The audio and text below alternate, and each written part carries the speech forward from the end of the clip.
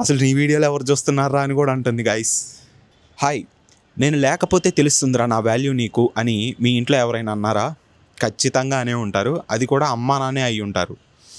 ఒక్కరోజు బ్రో, లేదు ఒక్క పూట మన ఇంట్లో అందరూ తిని పడేసిన తర్వాత ప్లేట్లు కడిగి ఆ సింక్లో ఉన్న చెత్తంతా నీ చేత్తోనే తీస్తే అమ్మ వాల్యూ పక్కా అర్థమవుతుంది. ట్రస్ట్ మీ, ఆ ప్రాసెస్ అయ్యేలోపు ఒక బ్యాక్ పెయిన్ వస్తుంది. అది వర్ణనాతీతం అనుకో. నెల అయ్యేసరికి ఈఎంఐ కట్టలేకపోయినా, ₹1 అనవసరంగా ఖర్చు చేయాలంటే ఆలోచిస్తున్నా నాన్న వాల్యూ అర్థమైపోతుంది. అసలు టోటల్ ఫ్యామిలీని ఒక్కడే ఎలా డీల్ చేశాడా, మనం అడిగినవన్నీ ఎలా కొనిచ్చాడు అని అనిపిస్తుంది. మేబీ నాన్న చూసుకుంటాడులే, అమ్మ చేస్తుందిలే అనే కంఫర్ట్ జోన్లో ఉండి నాకు వాళ్ళ వాల్యూ అర్థం అవ్వలేదేమో.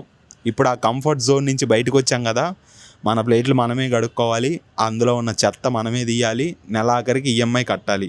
సో వాల్యూ ఆటోమేటిక్గా అర్థమవుతుంది. ఇప్పుడు ఈ వీడియో మా అమ్మ కూడా చూస్తుంది.